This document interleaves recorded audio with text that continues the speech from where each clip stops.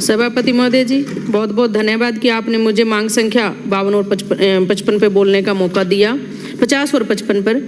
और सहकारी समिति सर जो हमारे किसानों से जुड़ी हुई है, लगभग जिस क्षेत्र से हम आते हैं वो किसानी पे निर्भर करता है। लेकिन सर किसान फसल बोता है उससे लेके जब तक उसकी फसल का पकाव नहीं होता है, कभी ओलावृष्टि कभी अतिवृष्टि, क्योंकि ये खेती है सर संभावनाओं का खेल है। और अगर किसान अपनी फसल बेच भी देता है तो वो अपनी बेची हुई फसल की पेमेंट के लिए भी दर दर ठोकरें खाता है, मुकदमे झेलता है। तो सहकारी मंत्री जी, आपसे मेरा निवेदन है कि मेरी बात आप ध्यान से सुनिए कि मेरा जो रावला मंडी का क्षेत्र है, वर्ष 2023 के अंदर क्रय विक्रय सहकारी समिति रावला के द्वारा लगभग 2493 किसानों की फसल खरीदी गई थी। और इसके बाद सर समिति के अंदर जो अनियमित और भ्रष्टाचारण के कारण शिकायत हुई थी। शिकायत के बाद तत्कालीन जिला कलेक्टर के द्वारा उच्च अधिकारियों की एक कमेटी बनाई गई थी। उस कमेटी ने सर एक तरफा जांच की। मेरी बात ध्यान से सुनिए मंत्री जी, जांच करने के बाद सर वो रिपोर्ट है जो जांच कमेटी ने कलेक्टर जी को दी। कलेक्टर ने सर वहाँ के तहसीलदार रावला जी को भेजा, वो 10 जुलाई 2023 को। उसके बाद राजफेड ने सर जो किसानों की फसल का, जो सरसों की हमारी फसल का भुगतान था वो रोक दिया गया सर। उसके बाद पुनः एक कमेटी सर बनी 17 जनवरी 2024 को बनी सर। उसके अंदर जो हमारे प्रबंधक जो हनुमानगढ़ के थे केंद्रीय सहकारी बैंक के, उनको जांच के देकर कहा गया कि संपूर्ण प्रकरण की आप जांच करके रिपोर्ट सबमिट कीजिए। उन्होंने सर पूरे प्रकरण की जो किसानों के दस्तावेज थे वो लेके उन्होंने पूरी जांच करके जो राजफेड के संबंधित अधिकारी हैं उनको भेजी। उन्होंने कहा कि ये पात्र किसान है, इनको भुगतान किया जाए।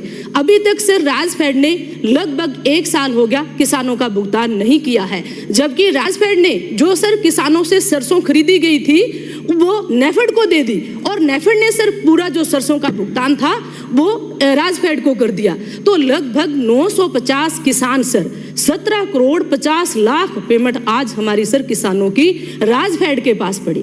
तो राजफेड सर इसका भुगतान क्यों नहीं कर रहा है? किसान को सर एक सजा किसी दोषी व्यक्ति को मिलती है, लेकिन मेरे क्षेत्र के किसानों पे सर मुकदमे हुए हैं, उसके ऊपर उनको ब्लैक लिस्ट किया गया है। तो अभी तक सर राजफेड ने जी इसका भुगतान नहीं किया। किसान अपनी फसल थी सर, खेत की फसल थी, वो कोई चोरी करके नहीं लाया था। कोई किसान हिस्से पे खेती करता है, कोई ठेके पे खेती करता है, लेकिन सर आज राजफेड के पेमेंट नहीं करने के कारण किसान है वो दर दर की ठोकरें खा रहे हैं। तो सभापति महोदय, आपके माध्यम से मंत्री जी से मेरा निवेदन है, जब आप जवाब दें तो ये मेरे किसानों की पीड़ा है, इस पे आप ध्यान दें। मूल समेत हमारे किसानों की पेमेंट है वो राजफेड करे। अगर पेमेंट नहीं करता है तो जो सरसों हमारी वो किसानों को वापस लौटाई जाए। ये मेरा महत्वपूर्ण विषय है सर, ये बहुत बड़ी समस्या है। 2 साल से किसान मेरे भटक रहे हैं इस चीज के लिए। इसके साथ साथ सर समर्थन मूल्य पे जो गेहूं है, हमारी जो सरकारी एजेंसी है प्रतिवर्ष इसको खरीदती है सर, और उसकी एवज में जो धान मंडी के व्यापारियों के माध्यम से खरीदती है, और सरकारी एजेंसी उसके माध्यम से आड़त सर कमीशन देती है।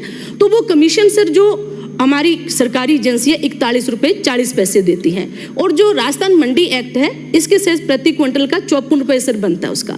तो मैं आपसे निवेदन करती हूँ कि जो हमारे व्यापारी हैं उनको जो आड़त कमीशन है वो मंडी एक्ट के तहत दिया जाए, ताकि सर जो हमारा गेहूं का समर्थन मूल्य का जो हमारा टारगेट है वो भी पूरा हो, किसानों को लाभ मिले, किसान खुले में अपनी फसल ना बेचे।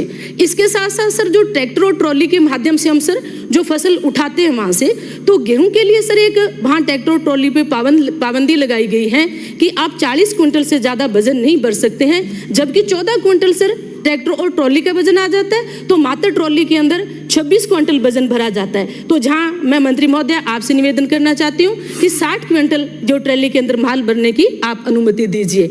और इसके साथ साथ सर जो राज्य सरकार ग्राम सहकारी बैंक के माध्यम से बिना ब्याज फसली ऋण किसानों को देती है, वो सर नाममात्र है। इसको जो लिमिट किसान की जो सर जमीन की लिमिट बनती है, मैं मांग करती हूँ कि उसके अनुसार पूरा किसानों को फसली ऋण दिया जाए, क्योंकि इसके अंदर सर मानो 1.5 लाख रुपए का ऋण है, तो एक बार में 20 या 25 हज़ार देते हैं, बाद में 6 महीने बाद सर हम इसके अंदर 5 या 10% राशि बढ़ाकर देते हैं। तो इसकी जो किसान की जमीन की जो लिमिट है उसके अनुसार सर किसान को पूरा ऋण दिया जाए। और इसके साथ साथ सर जो सर हमारे जो केरल के सर राज्य सरकार के अंदर जो बीमा प्रीमियम से संबंधित है सर, जो रिलीफ फंड स्कीम है केरल के अंदर चल रही है सर, क्यों प्रीमियम का जो भार है किसानों पे लगभग 400 करोड़ रुपए पड़ता है। तो मेरा मानना है कि सर जो केरल में किसान राहत फंड बना है उसको आप लागू करें। और इसके साथ साथ सर जो हमारे पीछे MSP पे हनुमानगढ़ और पीलीबंगा के अंदर सर जो हमारे धान की फसल है खरीदी गई थी, तो इसका दायरा बढ़ाया जाए सर, संगरिया अनूपगढ़ किया जाए, क्योंकि जी राइस बेल्ट है सर, इसका केंद्र भी बनाया जाए और पंजाब और हरियाणा की तर्ज पे जे खरीदा जाए। और इसके साथ साथ सर जो हमारी सहकारी समितियां बनी हैं इसके सर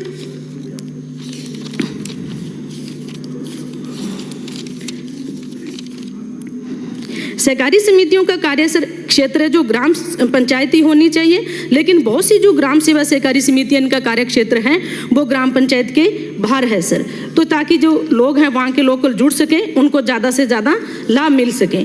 और इसके साथ साथ एक मिनट सर,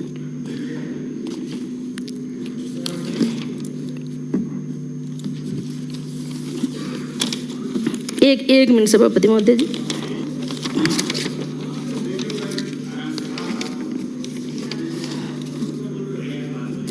एक सर जो हमारे समर्थन मूल्य की खरीद पर सर जो क्रय विक्रय सहकारी समिति और ग्राम सेवा सहकारी समिति पिछले 2 सालों से सर राजपेट से खरीद की गई, इसकी एवज में कमीशन अभी तक नहीं दिया गया है।